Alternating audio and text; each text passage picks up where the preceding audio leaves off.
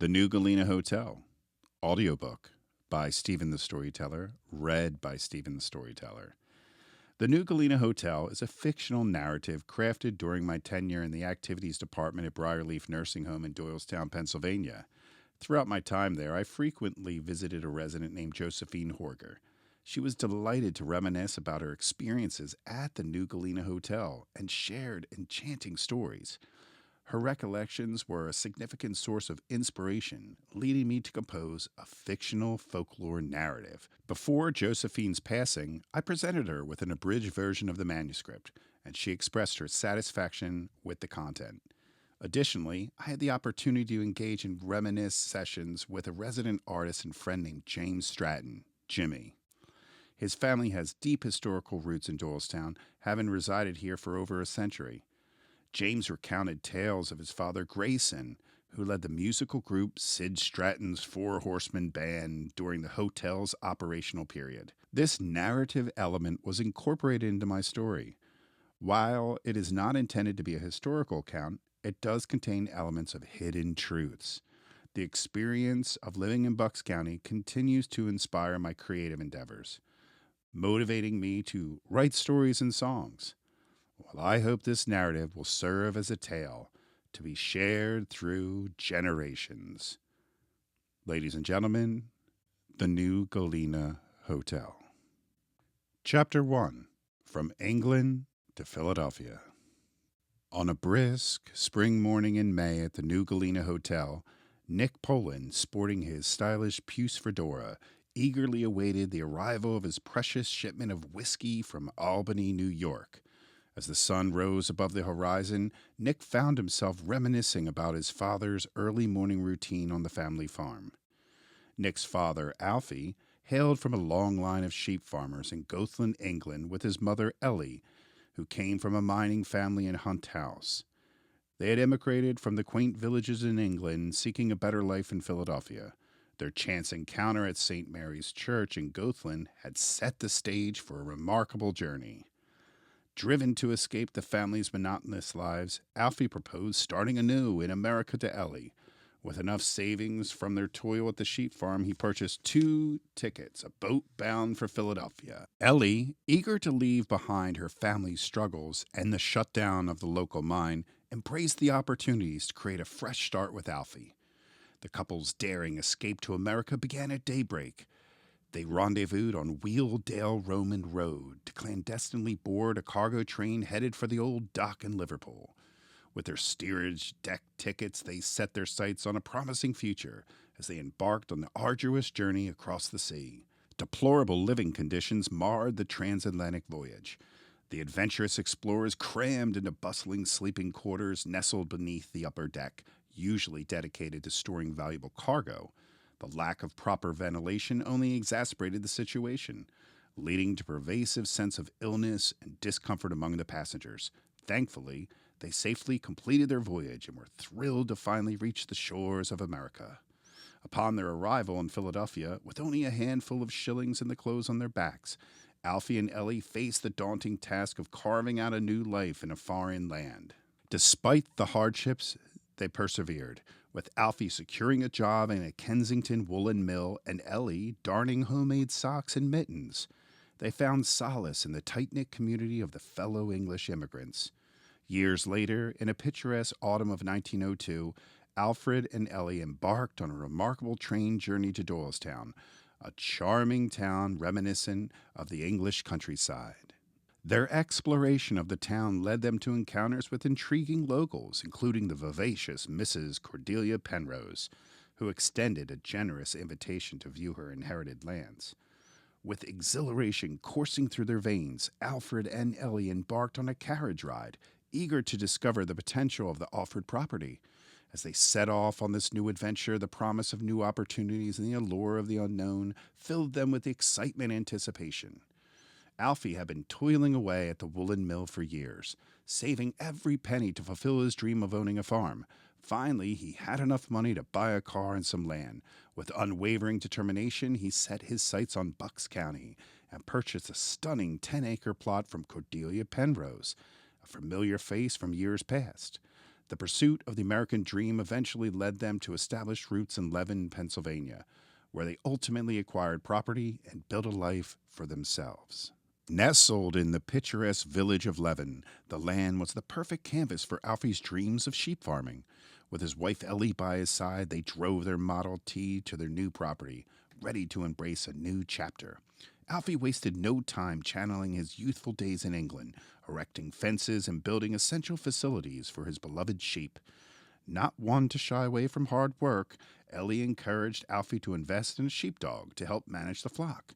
It began an exhilarating journey back to his roots, and Alfie couldn't wait to see his vision come to life on their new farm.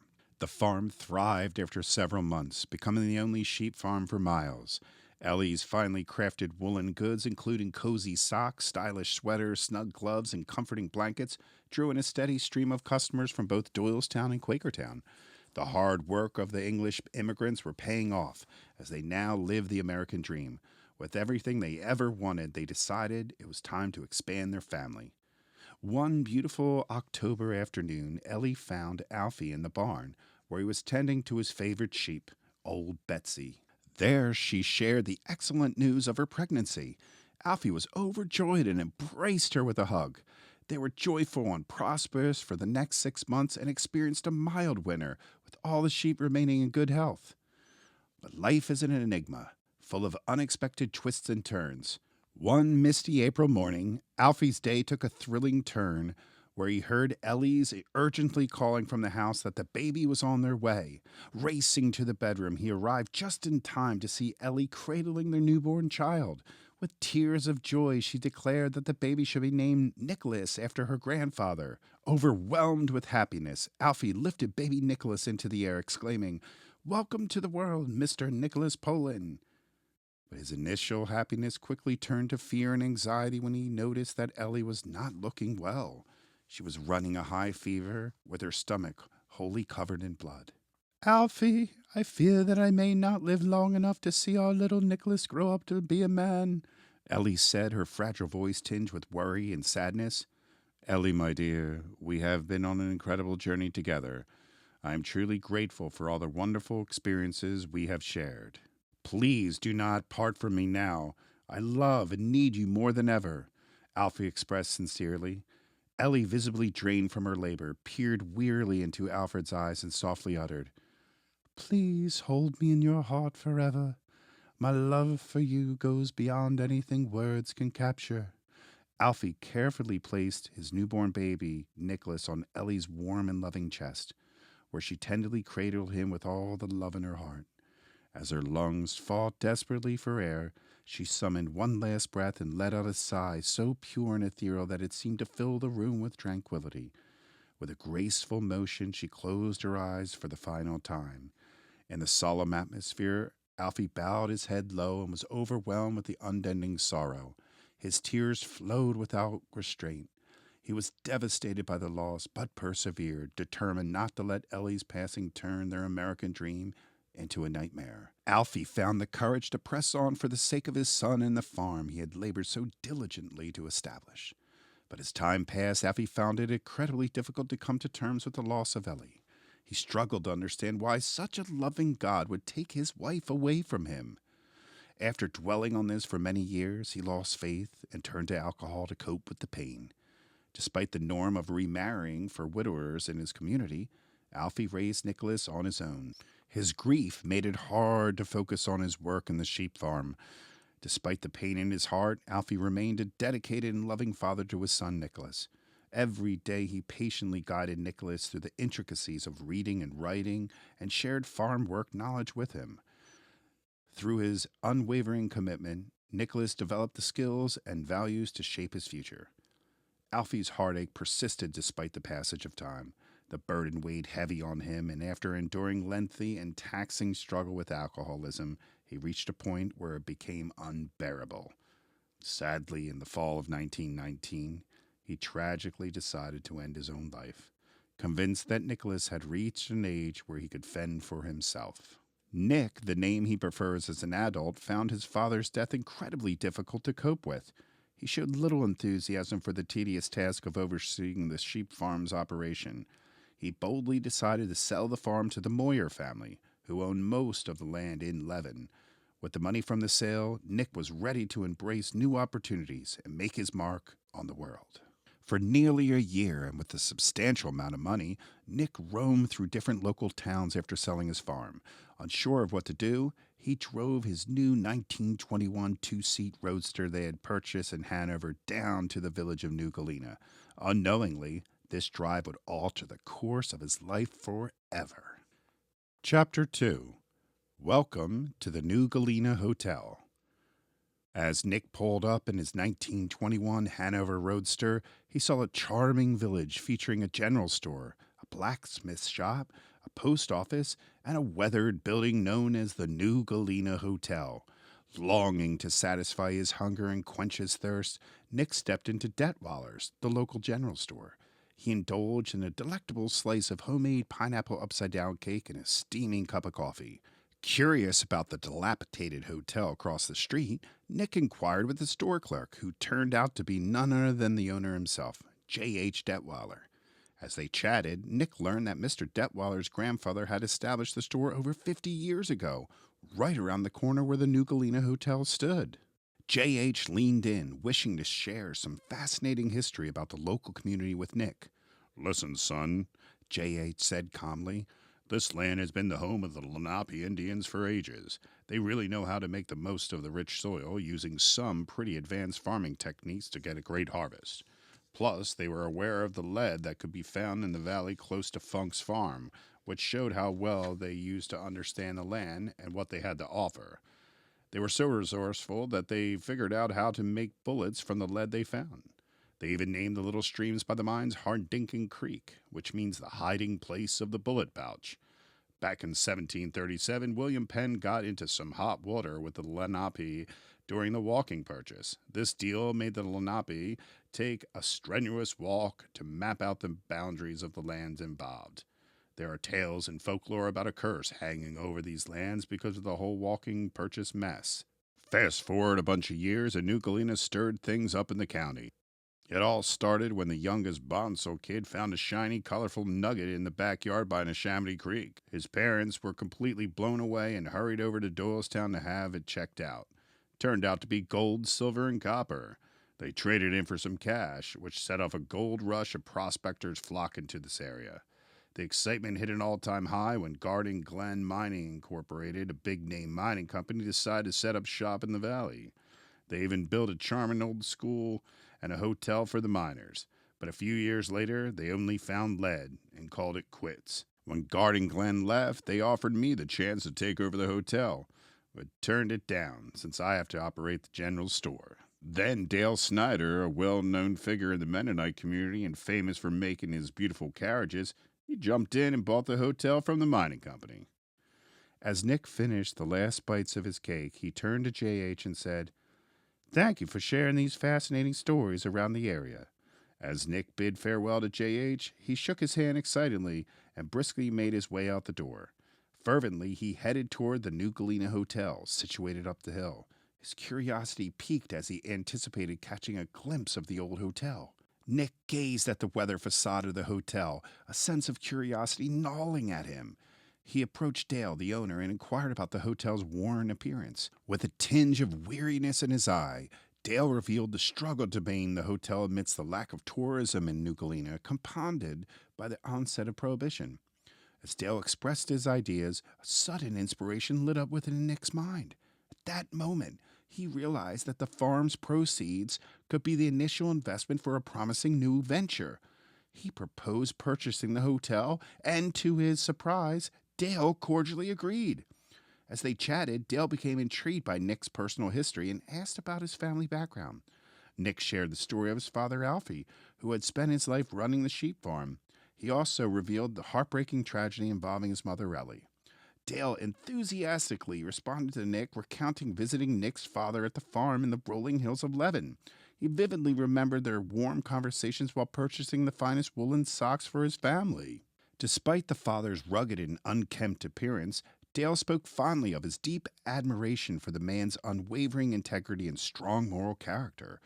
The exchange of trust and familiarity regarding Nick's father gave him a profound sense of connection and purpose. This unexpected opportunity filled Nick with determination and the anticipation for the new chapter ahead. Nick and Dale hit it off and continued their fantastic conversation over several cups of coffee for hours. As they chatted, Dale shared some incredibly hopeful news with Nick. I hear talks about reopening the old mines, and there might be some silver and gold in there. Augustus Heiss, a local financial advisor, and Captain Crawford, a retired war hero, were discussing the potential reopening. Feeling invigorated by the possibility of striking it rich, Nick took the leap of faith and bought the hotel, saying, Dale, you're now looking at the new owner of this New Galena Hotel.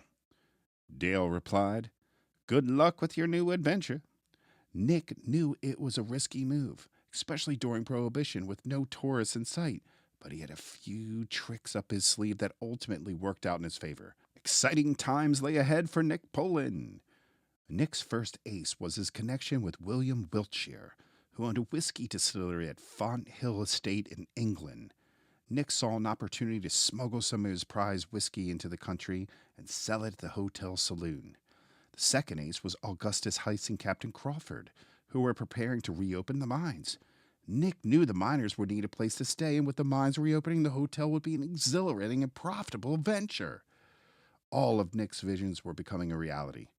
After contacting Mr. Wiltshire to procure some whiskey, he received an enthusiastic response.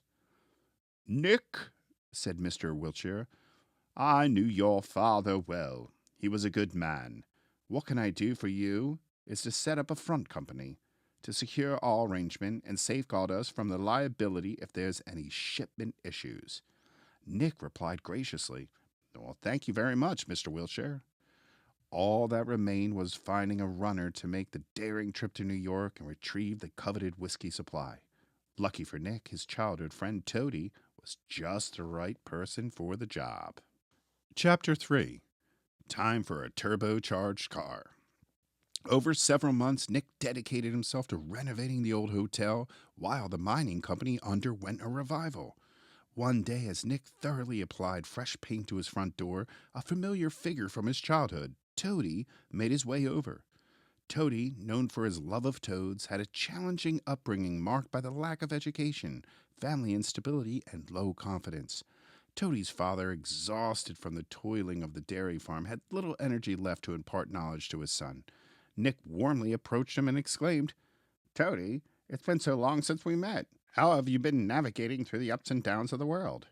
Toady's voice quivered as he confided, Lately, life presented me with some truly daunting challenges. My father and I constantly clash while working on our family dairy farm.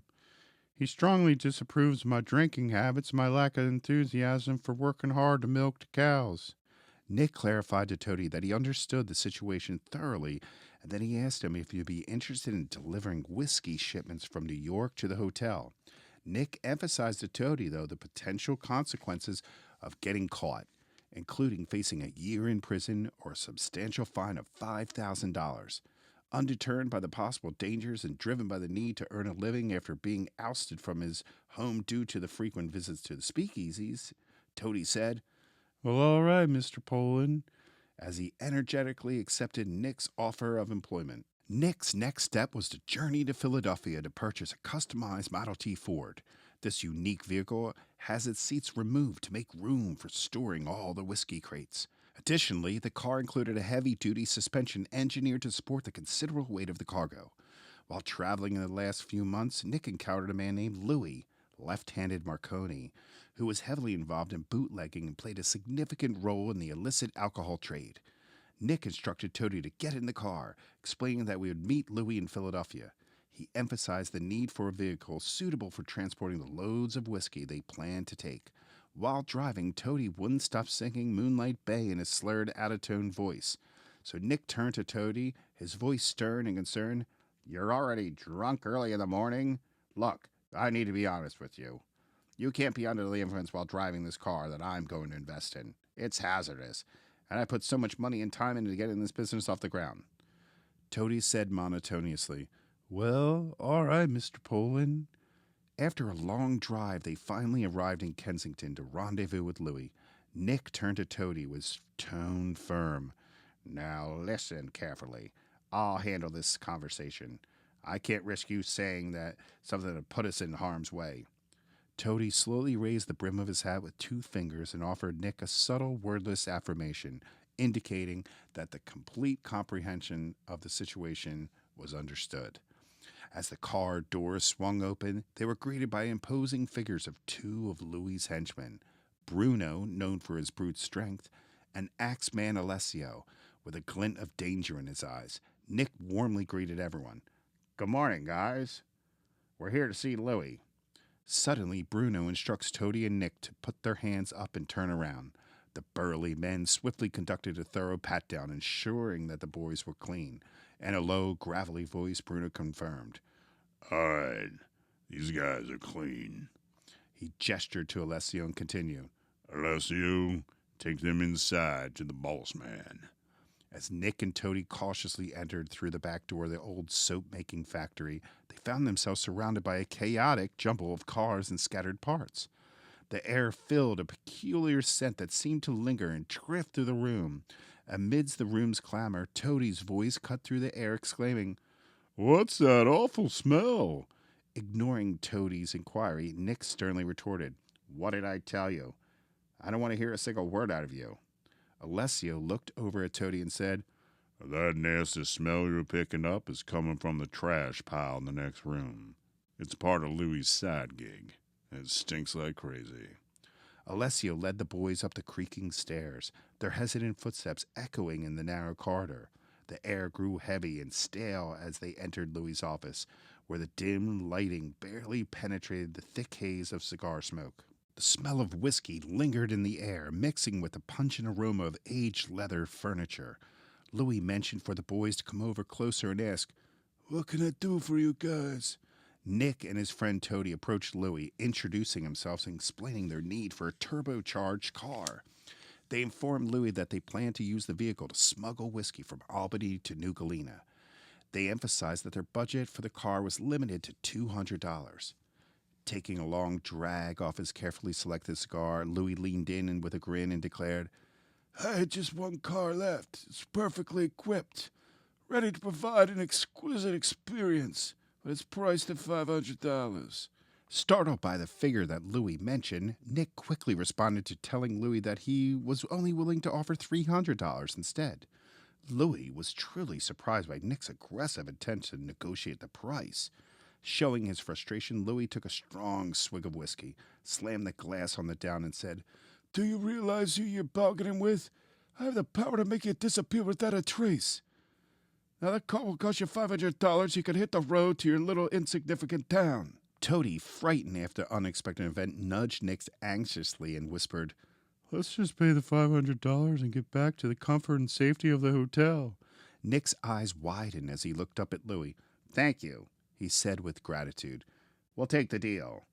Toady felt excitement as he enthusiastically climbed into the driver's seat of the sleek brand-new car. He couldn't wait to pick up the first shipment of whiskey in New York.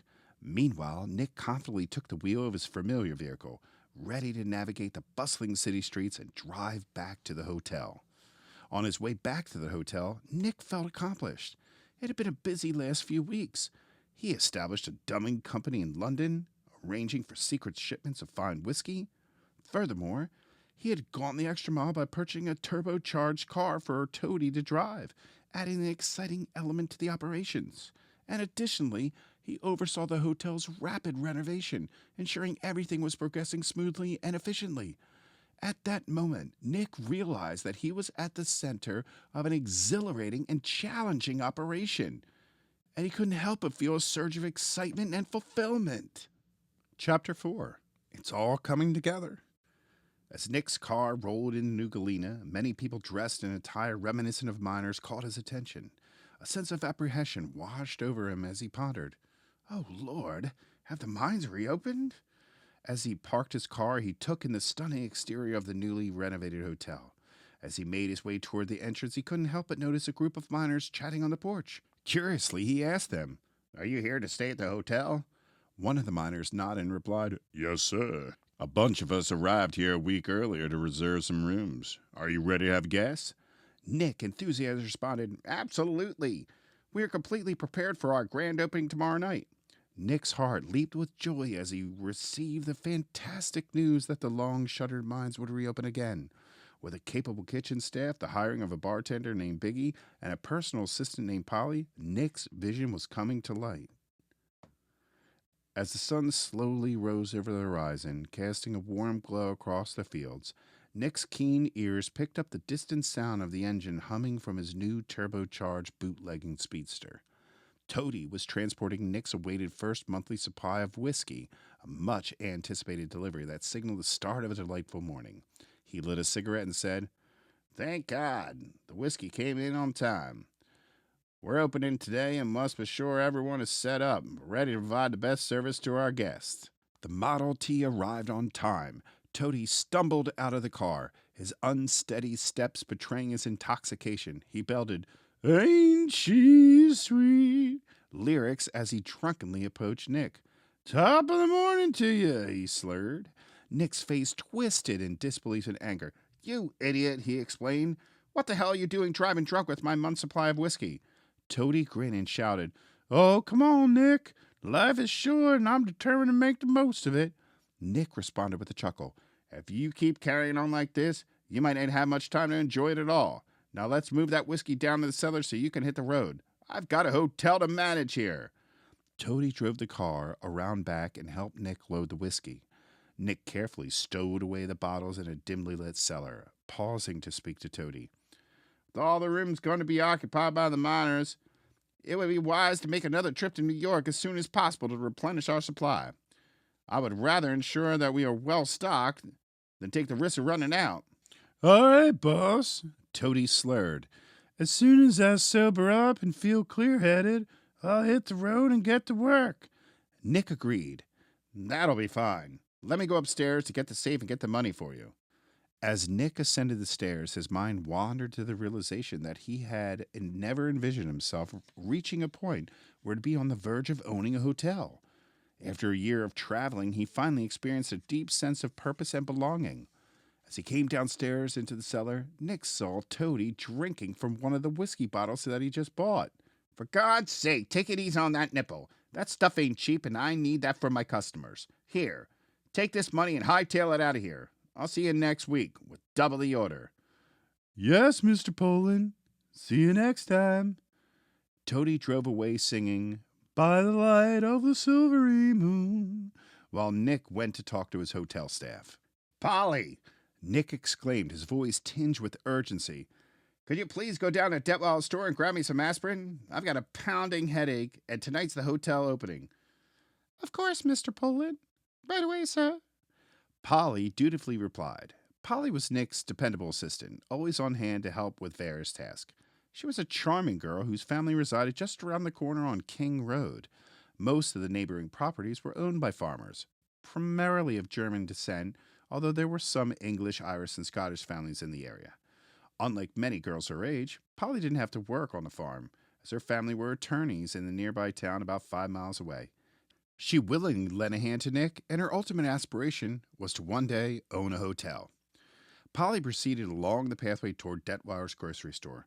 Entering the store, Polly greeted J.H. in a friendly tone. "Hey, J.H. Nick sent me here to pick up some aspirin for his terrible headache.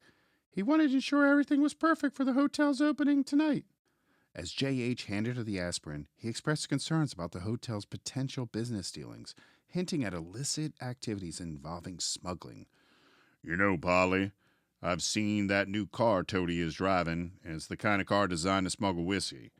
I'm just telling you, just in case Sheriff Elmer comes in and arrests everyone, including you." After this revelation, Polly thanked J.H. and left the store, feeling concerned and curious about this situation. As Polly returned to the hotel, her mind raced with thoughts about the situation with Nick. She realized that if she wanted to understand the workings of a business and retain her job, it would be wise for her not to confront Nick about the potential whiskey smuggling at the hotel.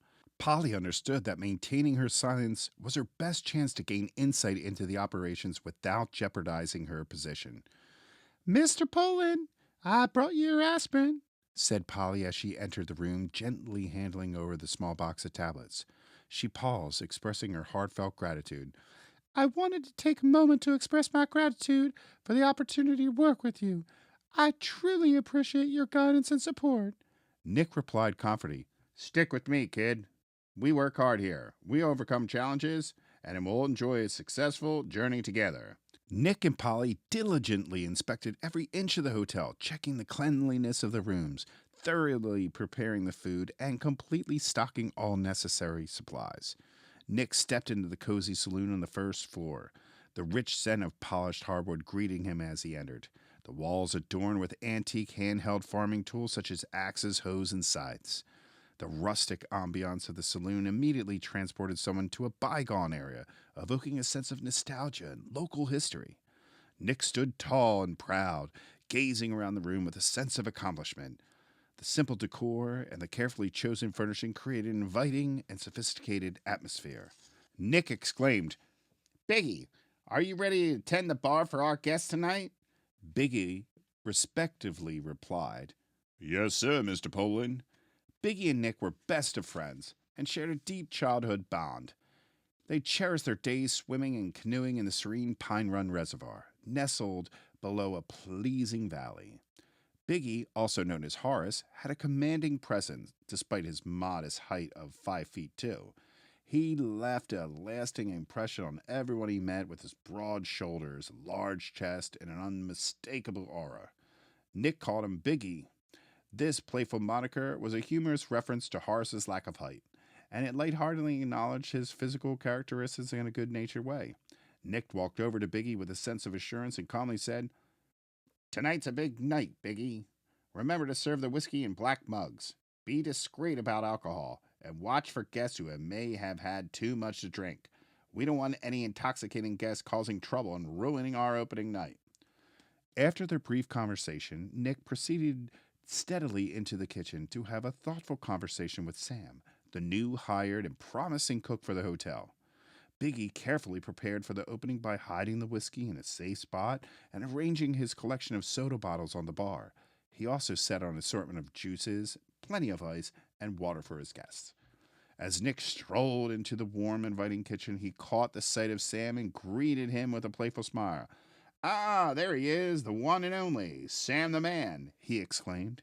Leaning against the counter, he inquired, What delightful feast are we planning our esteemed guests for tonight? Sam, the retired venerable blacksmith of New Galena, known for his passion for cooking and revered for his exceptional culinary skills, excitingly relayed to Nick, Tonight's exquisite menu will feature an array of carefully curated cheese plates, tantalizing finger foods, and a hearty rabbit stew that has been slowly cooking since last night. Nick expressed his approval and appreciation, responding warmly, Sam, that sounds delightful.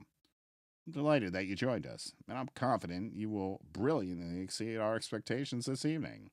Sam graciously expressed his gratitude for the opportunity to exhibit his culinary experience.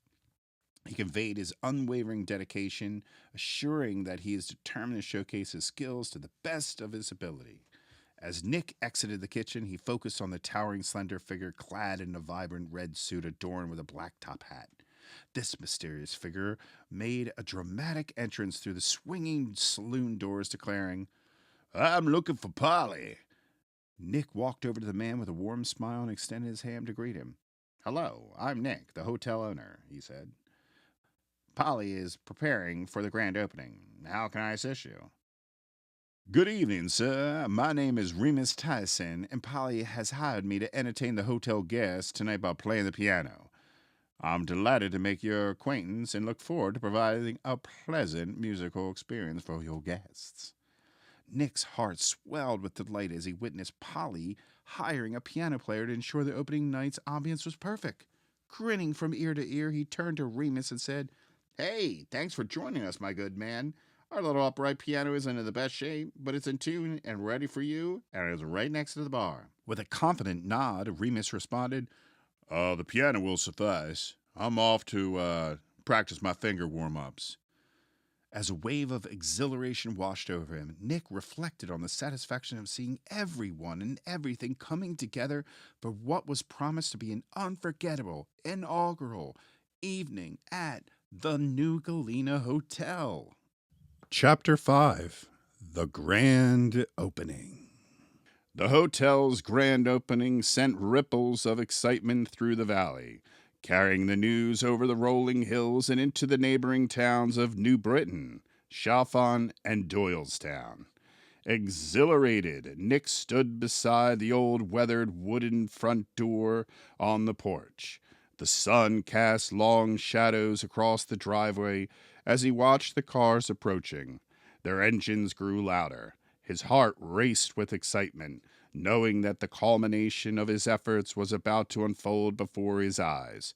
Nick stood by as people strolled into the hotel entrance, extending a warm welcome to each guest, his smiling reflecting genuine hospitality. "Welcome to the new Galena Hotel," he greeted, ensuring everyone felt acknowledged and appreciated.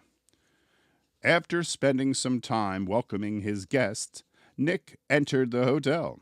The atmosphere of the evening was simply delightful.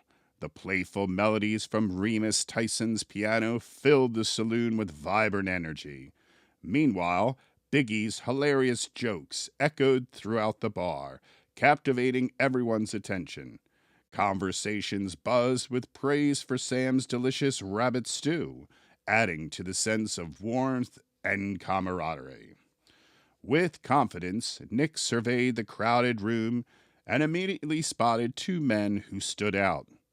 They were impeccably dressed in expensive suits and wore stylish Homburg hats, resembling a cross between a fedora and a bowler. With curiosity, Nick walked over to the table and extended his hand to greet them. "Good evening, gentlemen," he said warmly. "I'm Nick Poland, the proprietor of this fine establishment. It's truly a pleasure to have you with us tonight." "I'm delighted to make your acquaintance. My name is Augustus Heist, although my friends often refer to me as Augie. And this is the esteemed Captain Crawford, seated across from me." The gentleman replied, introducing himself and the captain. Nick pondered over the familiar names and suddenly recalled a conversation with Dale, the previous owner. Dale had mentioned the possibility of the two men reopening the mines. Nick inquired by asking the gentleman if they were the ones who reopened the mines. Captain Crawford responded, "Hello, Mr. Poland. I wanted to let you know that we have something in common. We are both new owners of an establishment. Currently, our miners are enjoying themselves at the bar. I want to ensure that they are well taken care of, so let's cover their expenses for the evening, including the bar tab and hotel accommodations." As the captain handed Nick a $100 bill, Nick turned to the men and said, "Thank you, my good men. I assure you that I will ensure the miners are well taken care of." Nick strode away from their table with a spring in his step, his heart brimming with a sense of achievement. He understood the importance of nurturing a positive rapport with the owners of the mining company, recognizing the potential benefits such a relationship could yield. The grand opening of the hotel was a tremendous success. The vibrant music filled the air, the drinks flowed, and the lively atmosphere was contagious. The room was filled with a sense of perfect harmony and pure excitement when, suddenly, Polly approached Nick with a look of frustration and urgency. "Two ladies are waiting outside. They brought the sheriff with them," she exclaimed. Nick sighed and said, just when I thought this night would be perfect. Okay, I'll go outside and see what they want." While Nick descended the porch steps, a woman explained, "Mr. Poland, my name is Ethel Goodwin, and this is Mildred Traxler. We are a part of the temperance movement, and we have brought Elmer here to arrest you and shut down this godforsaken hotel. We know you are serving whiskey in those black mugs because one of our ladies, Mrs. Hardgrove, noticed the odor when she was having dinner there. Nick politely informed the ladies. Oh, hold on for a moment. We don't have any whiskey here. The fragrance you're picking up comes from our switchel. It's a vinegar-based drink called Haymaker's Punch. You're more than invited to step inside and give it a taste. Ethel emphatically declared, I refuse to step foot into that den of iniquity, and I won't allow Mildred to go in either. Elmer, it's up to you to go outside and confront this man lying to our faces. Elmer, a stern-looking man in his sheriff uniform, leaned in towards Nick, the bar owner, and said, Mr. Poland, I'm afraid I'm going to have to step inside and inspect whether you're serving alcohol. As you know, it's against the law here in Pennsylvania. Nick agreed to let Elmer inspect the hotel for alcohol on the premises. As they entered the hotel entrance, Nick quietly handed Elmer a neatly folded $100 bill, a token from Captain Crawford's prepayment for the miners' drinks and occupancy. With a sly grin, Nick murmured to Elmer, Hey, let's keep this between us, as he emphasized the strict policy of not serving alcohol within the establishment walls. Elmer inquisitively asked Nick, Are you attempting to bribe me? Nick responded to Elmer with a light-hearted tone, showing respect by saying, With much due respect, Elmer. This is our first night at the hotel, and to be completely frank, yes, I'm trying to bribe you. Elmer's response to Nick was heartfelt. My family could certainly use this money. Your secret is safe with me. Elmer sauntered into the dimly lit barroom, making his way over to Biggie, the bartender. With a playful smirk, he asked, You're not serving any of that devil's brew tonight, are you, son? Before Biggie could get a word out of his mind, Elmer shooed Biggie, saying coyly, That's what I thought, and casually walked out the front door. Ethel and Mildred asked Elmer, Are you going to shut this place down for serving alcohol, Sheriff? Elmer answered with a glint in his eye, There's nothing to see here, ladies. They're only serving switchel, responded the sheriff, leaning against the porch railing. The ladies exchanged looks of disgust and disbelief. I don't believe you, Sheriff. Our time watching this hotel has just begun, one of them said as they just got into their car and drove away. Nick expressed his gratitude to the sheriff for being willing to overlook the situation, and then he returned to the hotel to conclude the evening. Tonight's grand opening was a great success. I want to express my sincere appreciation to all of you for your hard work and dedication.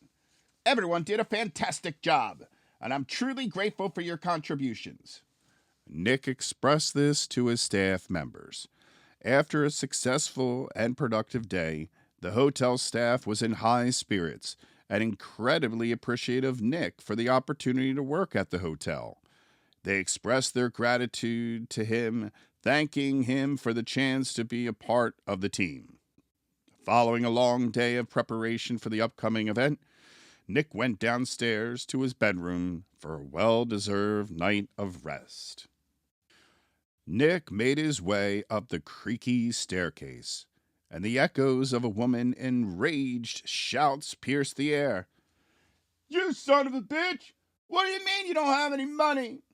A violent crash followed as if a delicate lamp violently shattered. Concerned, Nick wasted no time knocking on the door and demanding to know the cause of this commotion. The door swung open to reveal a disheveled, scantily clad woman, her eyes blazing with anger.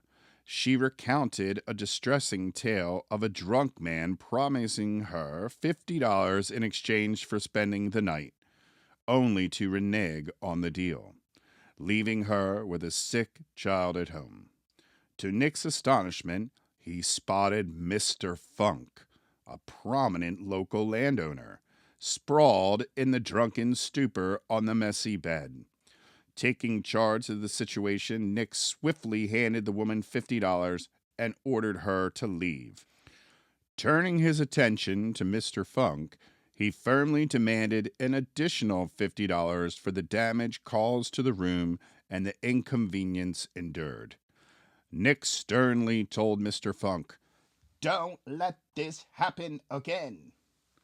Mr. Funk, looking ashamed, apologized as he walked out the door, saying, "Sorry for the inconvenience, Nick."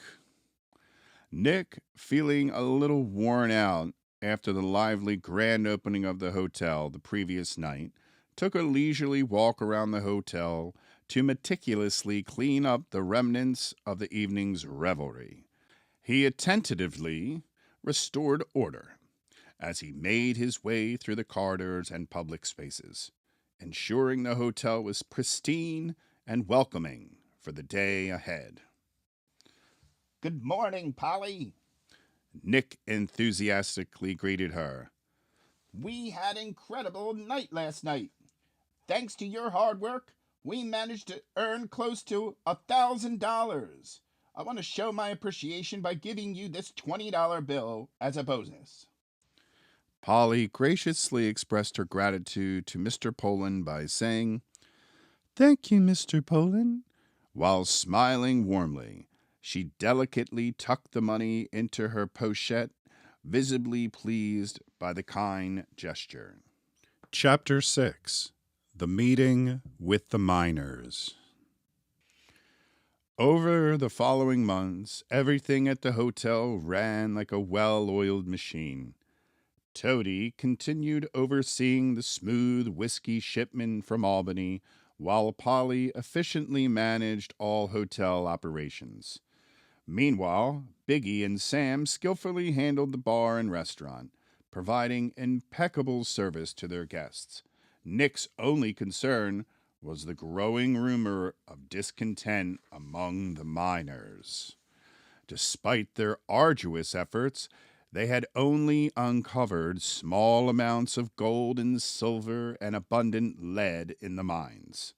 Their frustration was compounded by the meager wages they received, leading many of them to spend most of their earnings in the bar, where they sought solace in the company of Biggie each night. One mid-afternoon, Biggie was busy preparing the bar for the evening rush.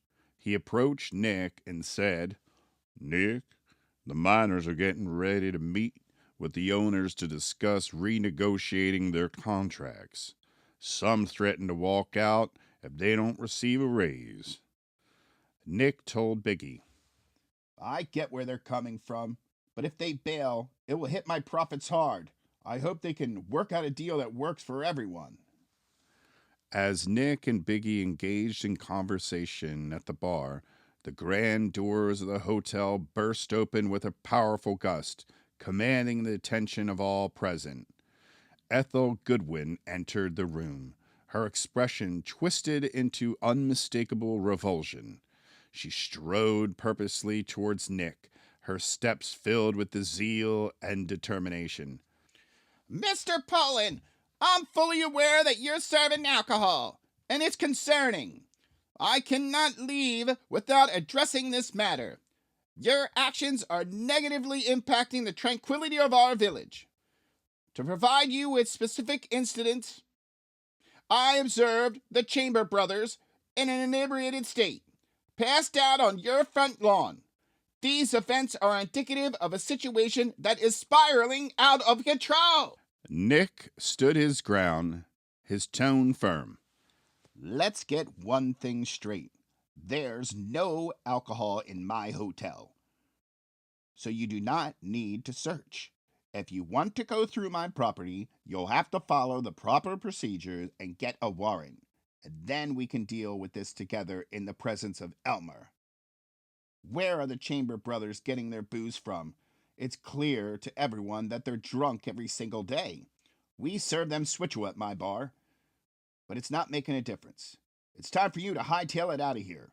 and maybe consider returning to the church to reflect on the actions and pray for me and my supposed wrongdoings. Good day, Ethel.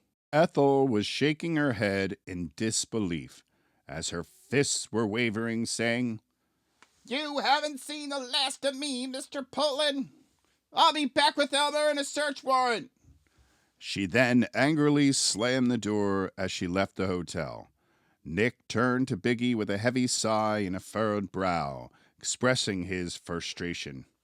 She really can be a nuisance, He vented to Biggie. Biggie nodded in agreement and replied, She sure can.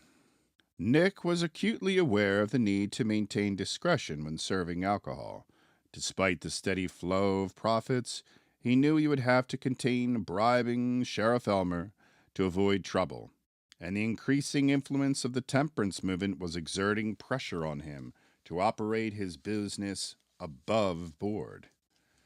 Nick inquired of Biggie about the timing of the anticipated gathering between the miners and the owners. Biggie responded to Nick saying, Mr. Poland, I believe the meeting will be for tonight. Nick replied, Well, all the necessary arrangements are ready at the hotel for the meeting. Let's keep our fingers crossed and hope for a consensus for everyone involved. Heavy boots resounded through the saloon, reverberating a rhythmic cadence off the stone walls. The miners, their weathered faces etched with exhaustion, entered the hotel, seeking refuge from the relentless grind of their day in the lead mines. As the hotel doors swung open, the dimly lit interior provided a welcoming haven for the weary miners, offering a moment of respite from the harshness of their daily toil. Eager to quench their thirst, they indulge in the county's finest whisky. Their hard-working individuals hailed from various corners of the county and were regular patrons of the hotel. Recognizing their loyalty, Nick extended generous deals on their nightly accommodations. It was no surprise to witness their boisterous revelry, often escalating into raucous poker games, intense arm wrestling matches, and spirited attempts to outdrink one another. The atmosphere was filled with joy as the miners gathered for an important meeting. They were about to confront the owner and local officials to negotiate better wages or a higher share of the prospected ore. As they entered the saloon, one of the miners called out to the bartender, Hey, Biggie, pour us all a double shot of whiskey. After a day like today, a single shot won't cut it, they exclaimed. As Biggie served the long-awaited drinks, the miners prepared for the meeting. The heavy wooden door creaked open once more, and in walked the imposing figure of the local official, Mr. Hotchkiss. Good evening, he greeted in a deliberate, authoritative tone. I am here for the meeting with the Sterling Mining Company. Mr. Hotchkiss was a figure of significance in the area, responsible for the majority of land in New Galena. His wife was a well-known figure in town, actively involved with The Optimist, a local newspaper that fervently supported the women's suffrage movement. As Nick descended the stairs, his eyes fell upon Mr. Hotchkiss. Right away, sir, he ushered. We have a private dining room prepared for you and your associates.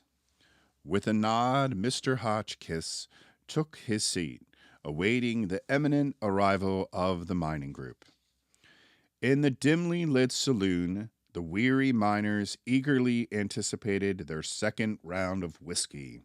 As they gathered around the worn woolen table, they discussed the day's grueling labors and anxiously awaited confronting their bosses for a well-deserved raise. These miners had ventured to New Galena with hopes of extracting precious gold and silver.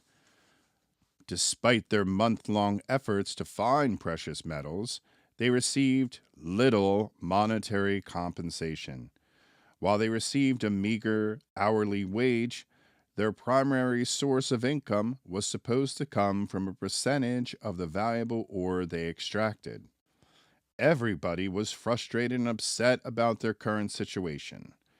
If I had known that my days would be consumed by pumping water, I would have never left Ohio, lamented Bud. This place is bleeding us dry, sighed another miner as he gestured toward a stack of unpaid bills his family had sent to him.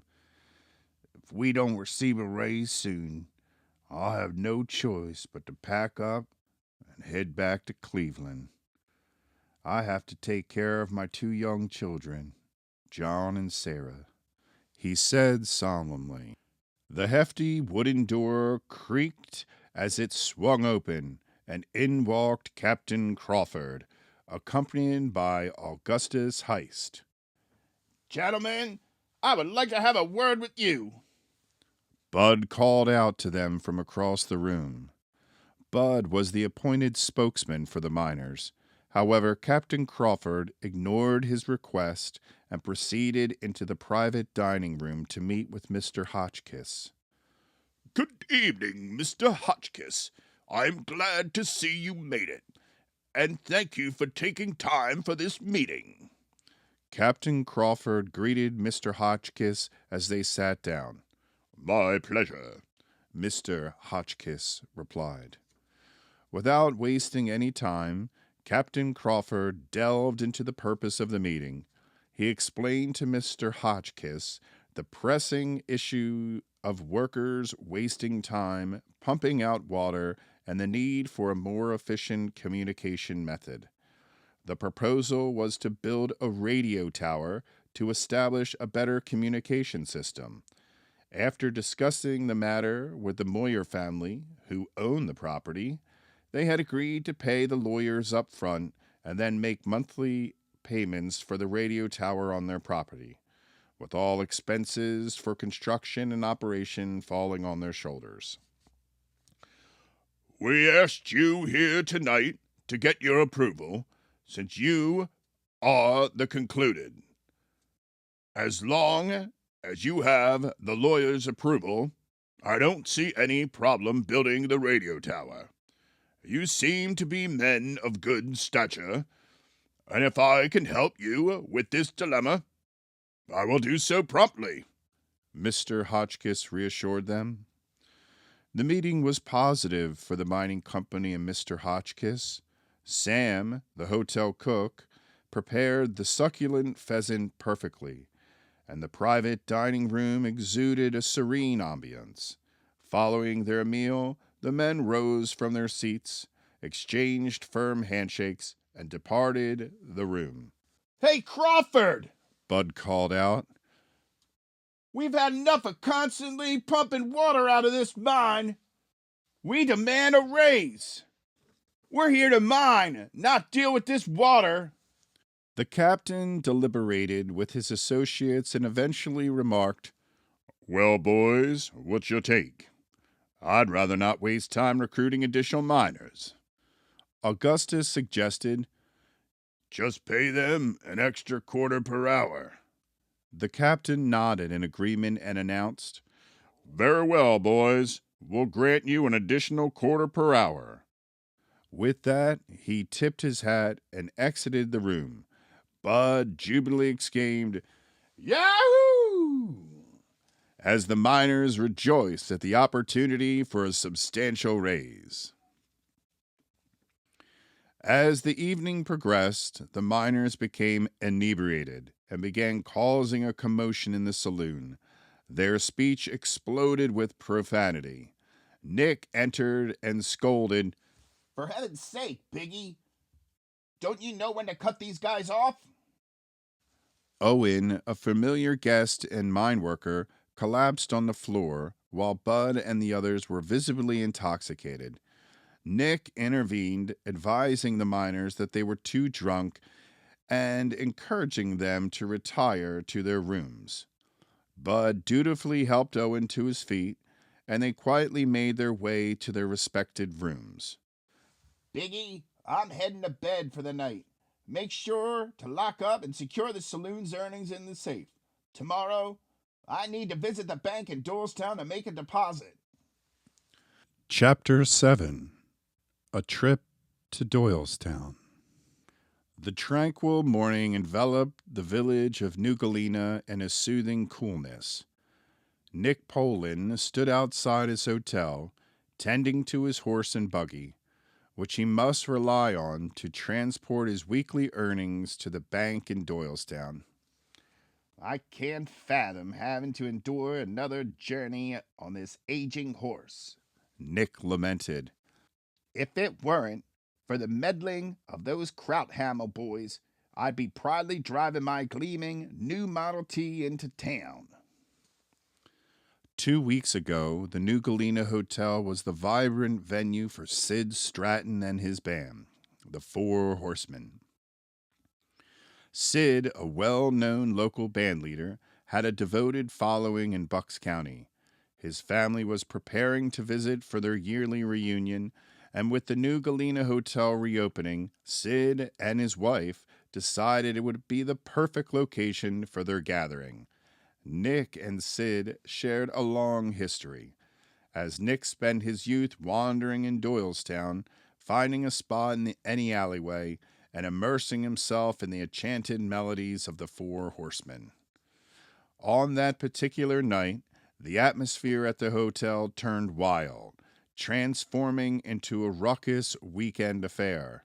News of Sid's band performing at the New Galena Hotel had spread to Doylestown, drawing in carloads of locals to partake in the revelry.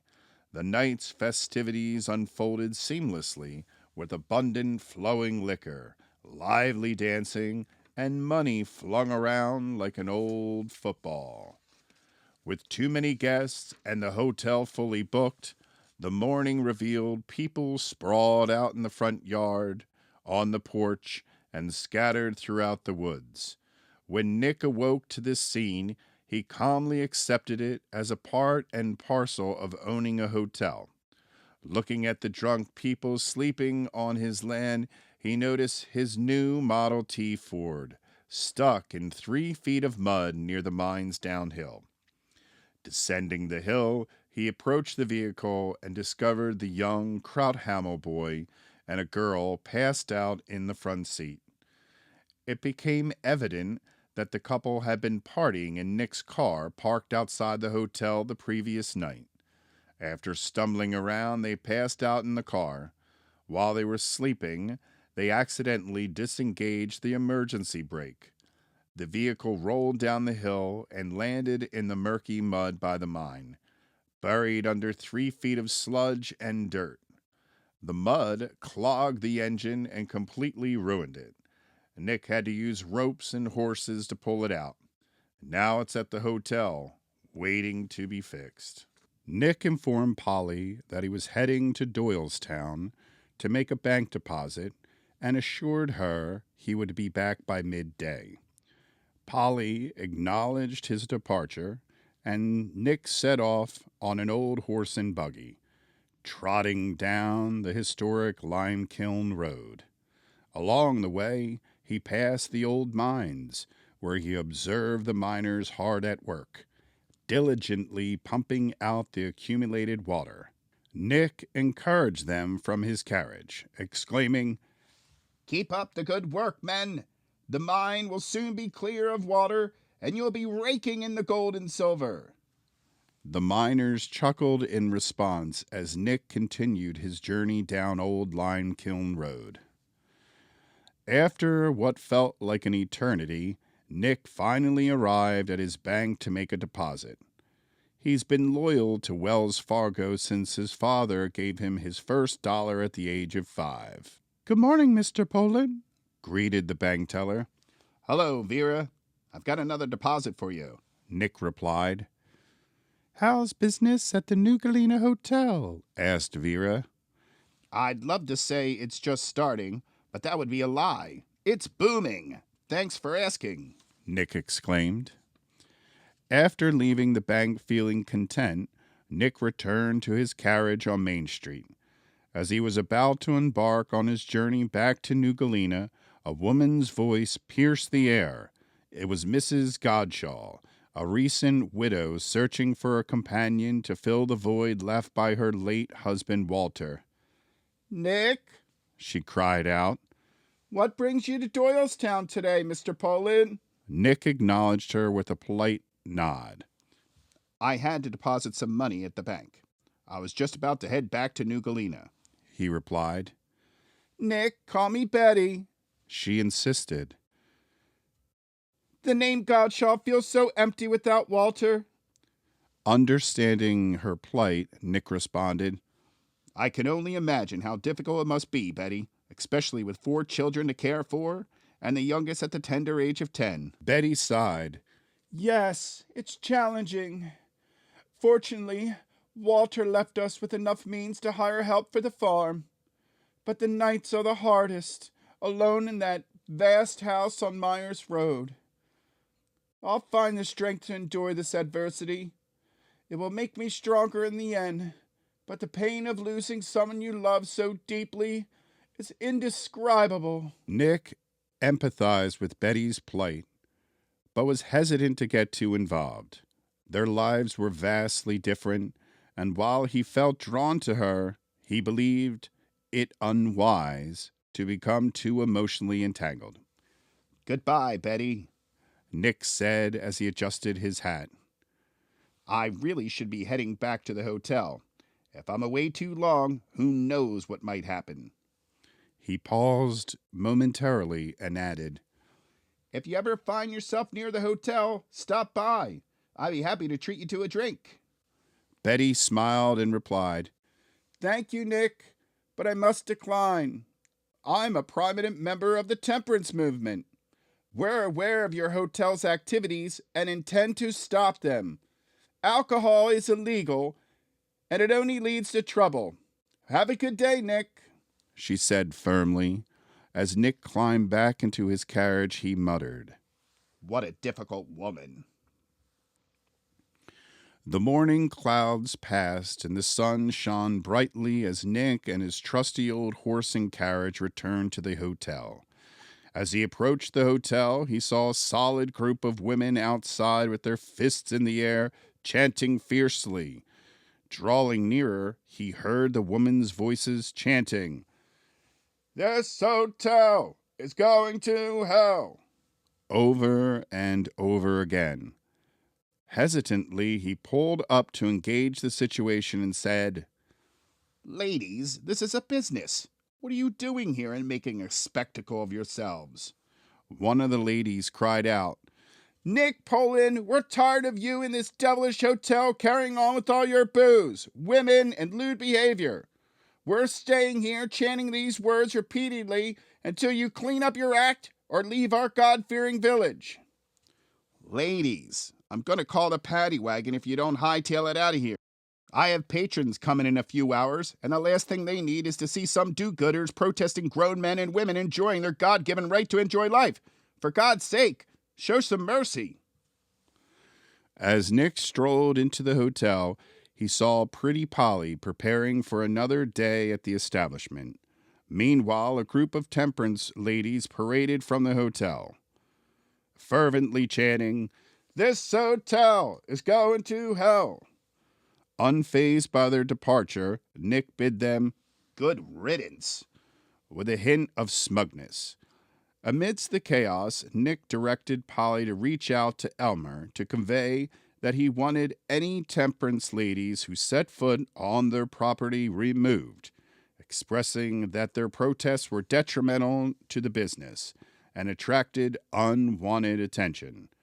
With Nick and Elmer's agreement earlier, Nick was confident that Elmer would do what he asked. Chapter 8.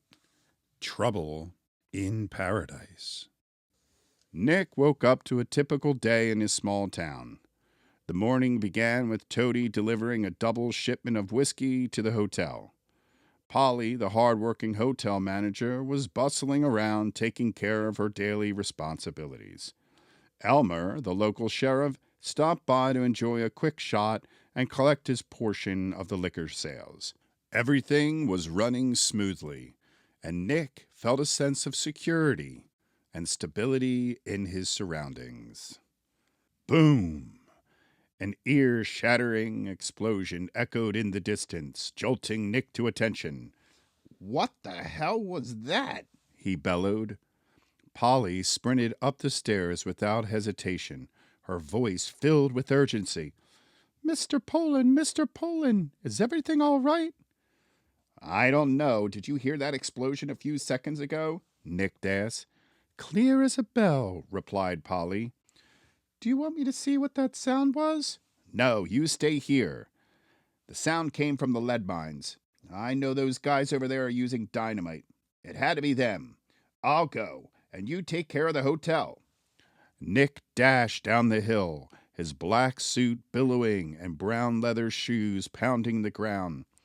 For God's sake, what the hell happened down here? He demanded as he neared the mine entrance. About 100 feet from the opening of the mine, 2 feet of water stood there, a disaster waiting to happen. The miners gathered outside the shaft, their eyes ablaze with intensity as they shook their heads.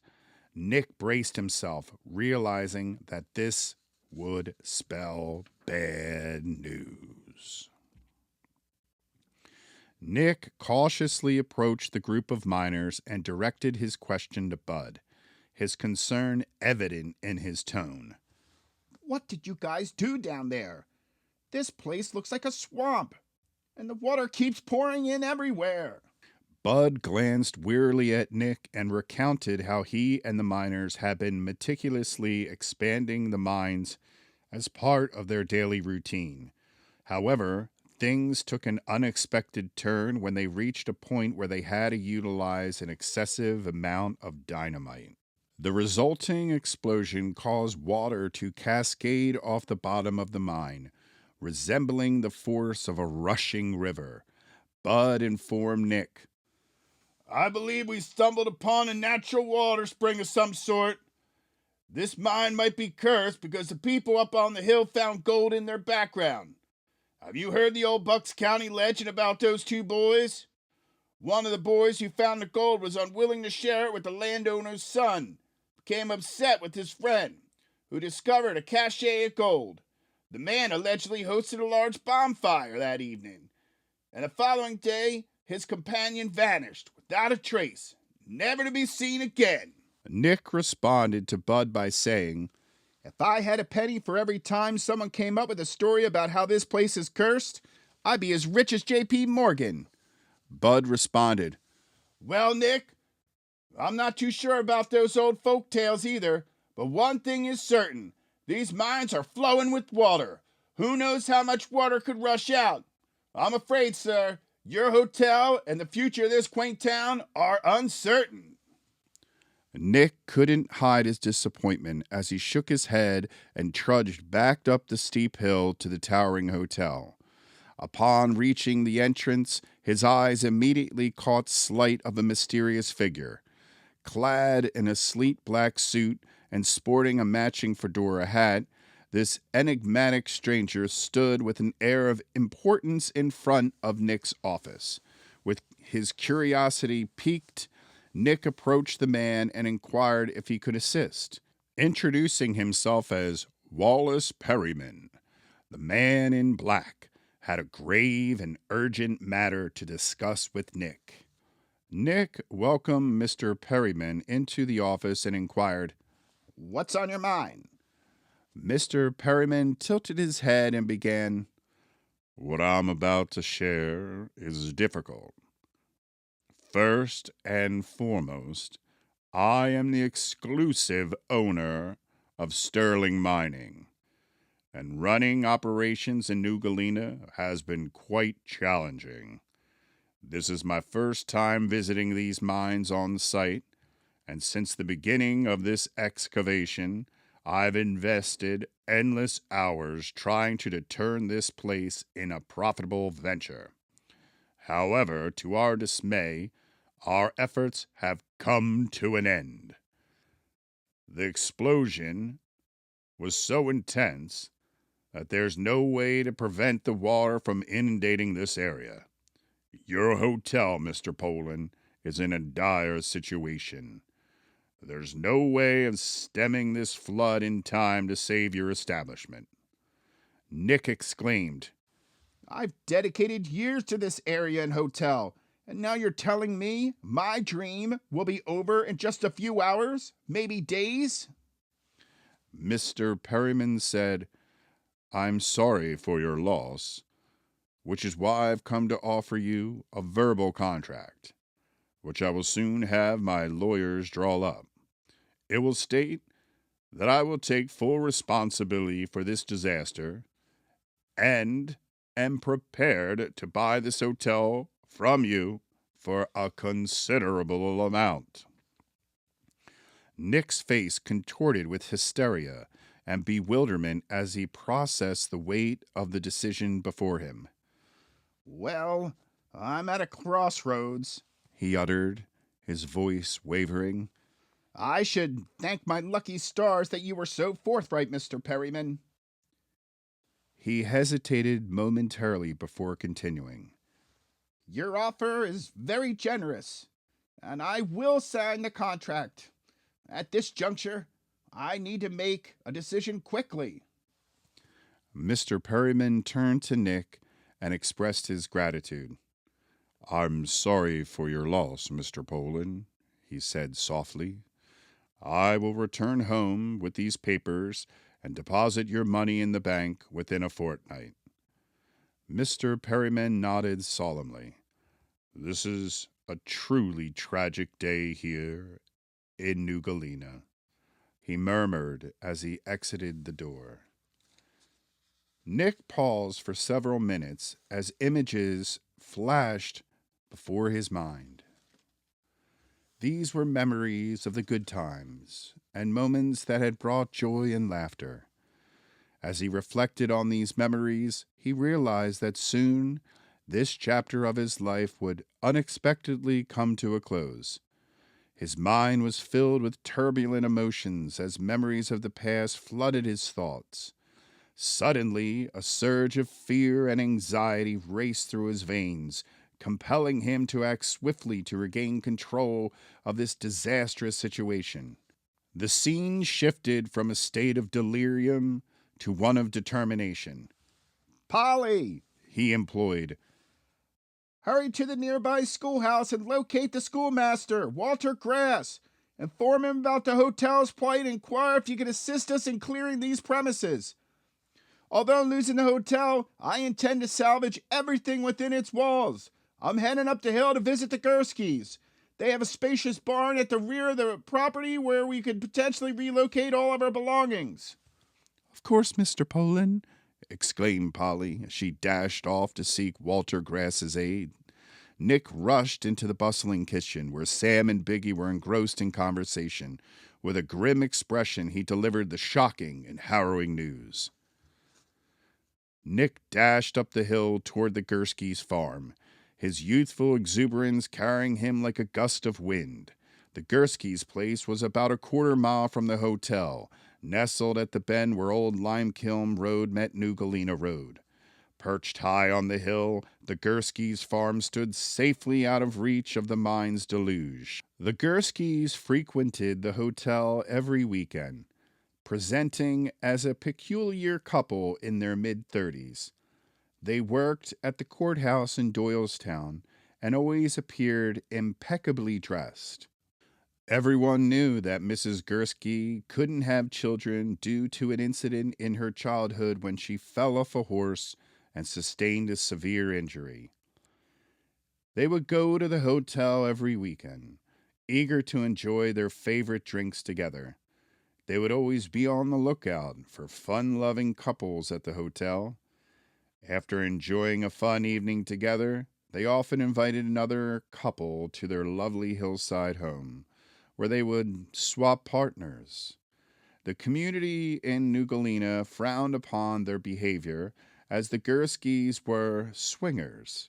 However, Nick never judged them and considers them to be good patrons. He didn't believe in passing judgment on others for what they chose to do, especially concerning matters of religion and perceived sins. Nick approached the Gursky's front door and knocked as if he was using a jackhammer. Bum, bum, bum, with 3 loud and forceful booms. Mr. Gursky flung open the window of his bedroom, peering out over the porch as he shouted, "Nick, what on earth is happening?" "I'm sorry to disturb you, Mr. Gursky, but there's a terrible accident down the hill," Nick replied, carrying his voice to the open window. "The workers used dynamite in those mines when they unexpectedly tapped into a substantial underground spring. The rush of water flooded all the mines, and now the water levels are rising perilously toward my hotel. In short, I would like to know whether I can utilize your barn on your property to store all my hotel's belongings." Mr. Gursky pondered momentarily and then exclaimed, "Certainly, Nick. I'll be there to assist you. Let me fetch Mrs. Gursky and get ready. Meanwhile, head back down to the hotel and start moving your belongings. I'll join you shortly." As Nick rushed back, he noticed the water rising faster than anticipated. Across the street, water was reaching the edge of Detweiler's store's property. Frantically, he saw the store's occupants rushing in and out, ushering their children into cars. As Nick parked and hurriedly began unloading, he heard J.H., the store owner, shouting from a distance, "This is all your fault, Mr. Poland, and your cursed hotel!" Ignoring him, Nick focused on swiftly evacuating the hotel.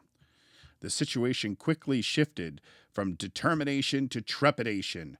Nick dashed through the hotel, seizing anything of value: vintage vases, historical Civil War paintings, elegant silverware, and all his office belongings. Just then, 2 cars pulled into the driveway. It was Walter Grass, the schoolmaster, and the Hummelhans brothers. "What do you need, Nick?" Mr. Grass asked. "Get everything out of that hotel and drive it up to the back barn on Gursky's property," Nick exclaimed. As Nick raced up the hill to unload the first load, Mr. Grass, Polly, and the Hummelhun brothers sprang into action, swiftly moving everything out of the hotel. After a couple of hours, alarming rumors started circulating, warning that the mine waters were on the verge of flooding and destroying the hotel.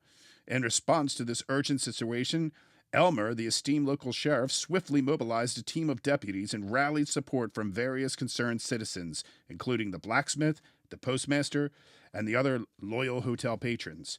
On the other hand, the local Mennonite community, under the leadership of Mrs. Goodwin, gathered to express their satisfaction at the downfall of this alleged den of thieves as they shouted, "This hell's going to hell, and your devilish ways are now going to pay."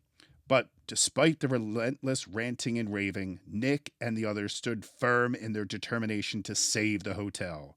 Mrs. Godshaw, filled with triumph, declared that justice had prevailed and urged everyone to rejoice in the Lord. She was eager to witness the removal of the illegal booze from the saloon on this glorious day. As Nick surveyed the scene, he saw everything was clear from the hotel. The bustling activity extended to the saloon, where all the booze remained intact. A sense of urgency gripped him as he realized there was only one hope, lay in savaging the alcohol, and that was to serve it one last time.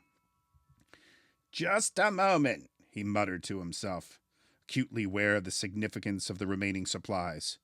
With everyone gathered around, the feeling of nostalgia and camaraderie filled the air. Nick told Polly, "Polly, please get in touch with Sid Stratton of the Four Horsemen via telephone. Let him know that this is our final night at the hotel and that we'd like to organize one last gathering to reminisce about the memories we've created before the hotel changes." "Of course, Mr. Poland," replied Polly. "I'll also reach out to all the friends in Galena to join us for this bittersweet farewell." "That sounds perfect," Nick responded. "This hotel may be facing an uncertain future, but we can still come together to cherish the moments that we have had." Chapter 9. Eat, Drink, and Be Merry. When all else fails, we can dance the night away to the sound of music in the air. The sparkling hues of the setting sun had a warm glow over the serene valley of New Galena. The sky was painted with shades of pink, illuminating the silver lining peeking through the billowy clouds. Tonight marks the final evening for the historic New Galena Hotel, and the entire county has gathered to partake in this poignant moment. The saloon is teeming with people eagerly absorbing the mesmerizing melodies of Sid Stratton's band. The air reverberated with the vibrant sounds of the Four Horsemen as music seeped through the open windows. Along Old Limekiln Road, cars neatly parked, stretching from the local blacksmith's shop next door. The lively atmosphere spilled out onto the streets, the porch, the saloon, and even into the neighboring backyards as people moved and danced to the infectious rhythms. The underground water from the mines was just a few thousand feet away from flooding into the basement and completely submerging the old hotel. Despite the imminent danger, Nick appeared surprisingly cheerful, savoring the final night he would spend in this beloved hotel. Nick exuded an air of elegance and charm as he greeted each person with a warm smile, donning his finest outfit. His head was adorned with a dashing black fedora hat, complementing his sleek pinstripe suit. The red of his leather shoes added a pop of color to his ensemble, while his trusty old black leather belt proudly showcased a silver dollar belt buckle dating back to 1886. He passionately declared, "Let's eat, drink, and be merry, for tomorrow we may perish." As he emerged from the dimly lit space, he entered the bustling saloon filled with the infectious melodies of Sid Stratton's band, the Four Horsemen. The sounds of bada boom, bang, tap-a-rap-pap reverberated through the air, setting the rhythm for the scene. As Nick heard the familiar beats of Struttin' with Some Barbecue, he was filled with the irresistible energy that propelled him into a frenzy of movement. With every step, he channeled the spirit of Mr. Bojangles, his dance a mesmerizing blend of Al Jolson's flair and Charlie Chaplin's whimsicality. It was a captivating spectacle, a true feast for the eyes. Nick leaped onto the bar at the moment in the song when only the drums played. He shouted at the top of his lungs, "People of New Galena, this is our final evening in this hotel. Let's make it a night to remember, etched forever in our hearts and minds." Nick's deliberate pause was strategic as he carefully chose his following words. He was aware that what he was about to say would ignite a series of reactions, but he was unshakable in his resolve to confront the ensuing consequences. "Ladies and gentlemen, lads and lassies, guys and dolls, let's prepare for fun tonight because I'm picking up the booze tab. Drinks are on me, so go ahead and enjoy the night." The room erupted in excitement as the lively notes of "Happy Days Are Here Again" filled the air, accompanied by devilish good horn solos. The guests who had been patiently waiting for their drinks from Biggie the bartender couldn't resist the infectious rhythm and began pouring their own drinks. Even Biggie decided to savor his final night at the hotel, abandoned his post, and joined the crowd dancing. As Nick gazed at the bustling hotel, filled with revelers swaying to the music and helping themselves to drinks, he couldn't help but feel a pang of nostalgia for the soon-to-be-missed New Galena Hotel. With a contented smile, he raised his glass of whiskey to his lips.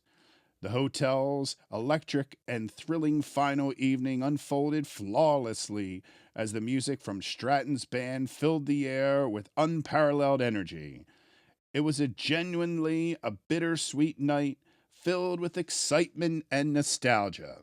The hotel was on the brink of being engulfed by the water just a few hundred feet away.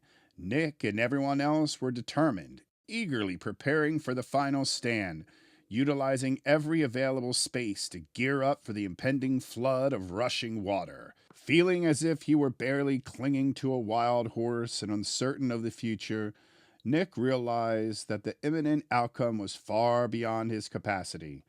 The night felt as influential as the sinking of the Titanic over a decade ago. Nick decided it was time to seek solitude, so he departed the bustling saloon and strolled along the rising hill overlooking the water. As he gazed upon the vast expanse of water that had swallowed up Detweiler's general store, he couldn't help but feel a sense of despair. I find myself in a dire situation without the means to remedy it. After spending so much time in this tranquil valley, I never anticipated such an abrupt and unexpected end to this chapter of my life. Nick paused, taking in the scene around him. The water seemed to be consuming everything in its path. The worn wood of the general store groaned and swayed, appearing on the verge of collapsing into the dark, engulfing water. A solitary tear escaped Nick's eye, trickling down his cheek and mingling with the damp earth below as he took another sip of his whiskey. Nick sat in deep thought as he pondered the unfortunate situation. The murky black water seeped slowly, reminiscent of the chilling north wind on a wintry night. And as that water trickled over the worn leather of his shoe, he found himself lost in reflection, retracing the steps of his life. Nick was raised in a nurturing environment and grew up as a diligent worker and ambitious entrepreneur. That night he questioned, why is this happening to me? Why would a kind-hearted person like myself have to endure such a disastrous turn of events? Why does misfortune seem to strike even those who strive to be their best? The solemn silence enveloped the trees, intensifying the feeling of impending doom. Nick waded through the rising water, each step a stark reminder of the disastrous turn the night had taken. As he returned to the hotel, a torrent of introspection consumed him, leading him to question whether his transgressions had led to this fateful outcome. The haunting words of the local Mennonites, admonishing him for his illicit activities, echoed in his mind, leading an eerie weight to the unfolding calamity. Feeling a deep resolve, Nick decided that the most appropriate action was to seek solace in prayer. As Nick approached the hotel, he couldn't help but notice that the water had risen to the point where it was now seeping into the basement, marking a critical turn in the situation. In a poignant moment, he instructed Sid Stratton's band to halt their performance and summoned everyone to pray. Dear Father, the Father of us all, we thank you for granting us life in this hotel, where we've experienced good and bad times. As we approach the end, let's take a moment to celebrate the happy memories. Grant us strength during these challenging periods, and help us to appreciate the blessing amidst the impending devastation. May we also remember those unaware of the impending catastrophe and bless them with your protection. We will endure these challenging times and transition into a new chapter. But for now, let's take solace in the captivating music of the talented Sid Stratton. Sid Stratton and the Four Horsemen stood facing one another, their expressions reflecting the bittersweet realization that this performance would be their last at this hotel. They commenced their set with the melancholy melody of the song Nearer My God to Thee, filling the room and casting a solemn yet captivating atmosphere over the audience. How can I love the years out?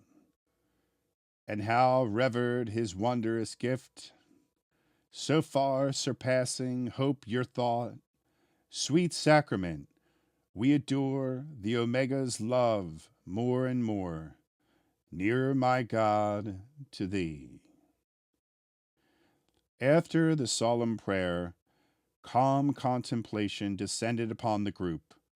The lingering scent of alcohol mixed with the dampness of water that now flooded the basement.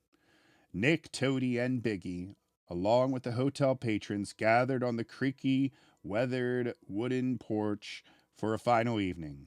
savoring the last drops of their fine whiskey as they reminisced about their times together. Nick complimented Biggie by telling him he was the finest bartender he had ever seen. He appreciated Biggie's tireless work, amiable interaction with hotel guests, and remarkable skill in dealing with intoxicating individuals.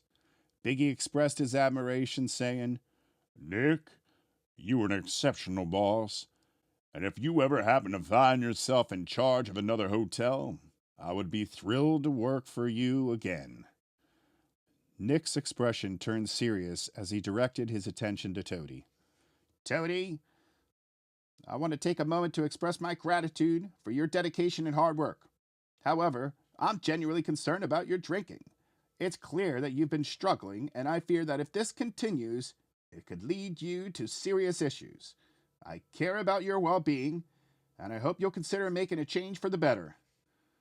Toady responded with a sense of humility, his voice soft as he uttered, Thank you, Mr. Poland. With his head bowed, he reached out to Nick, his handshake timid and feeble. The water from the mines had risen to the halfway mark on the porch, and the people inside the hotel realized they only had a few moments left before the flood would destroy the entire building. Nick, his heart racing with urgency, forcefully pushed through the swinging saloon-style doors, his voice echoing through the hotel lobby as he urgently implored, Everyone, we must evacuate immediately! I want to express my gratitude for the cherished memories we've shared here, but it's time for us to leave this fun-wheeling hotel behind.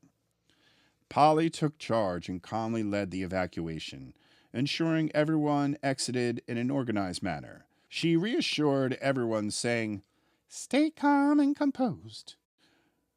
We will all exit this place safely and without any chaos as long as we proceed in an orderly fashion without pushing or shoving.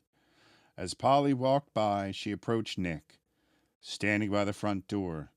With a grateful smile, she expressed her appreciation to Mr. Poland for granting her the chance to work at the New Galena Hotel. She emphasized her gratitude for his guidance in familiarizing her with the intricacies of hotel management. In response, Nick commended Polly, expressing confidence in her ability to manage a hotel successfully one day. He also thanked her for consistently meeting the hotel guests' needs. Suddenly, the back of the hotel abruptly collapsed as the deluge of water cascaded into the barroom, tearing the building apart and leaving destruction in its wake. Thankfully, no one was left inside the premises to endure harm due to the carefully executed evacuation. The night was unforgettable, ingrained in our memories for its profound historical importance. The lively festivities have now drawn to a close, with the flow of drinks ceasing and any remaining prospects for the New Galena Hotel coming to a fateful halt. As they stepped out of the hotel, a sense of foreboding gripped them as they gathered outside under the gentle illumination of the moonlight. They watched in awe as the pitch-black water crept forward, engulfing the once historic hotel in its relentless advance. Just before they left, a voice pierced the silence, offering a glimmer of hope. One day, this unfathomable devastation will come to an end. Years later, this location will transform remarkably into a serene and tranquil sanctuary we will recognize as Peace Valley. That concludes the New Galena Hotel. About the author, Stephen the Storyteller is the creator of The Two Minstrels, a fantasy comedy that delves into existential themes through a young man's journey influenced by two minstrels. He has developed a multimedia package that includes a soundtrack, audiobook, and screenplay, enriching the storytelling experience.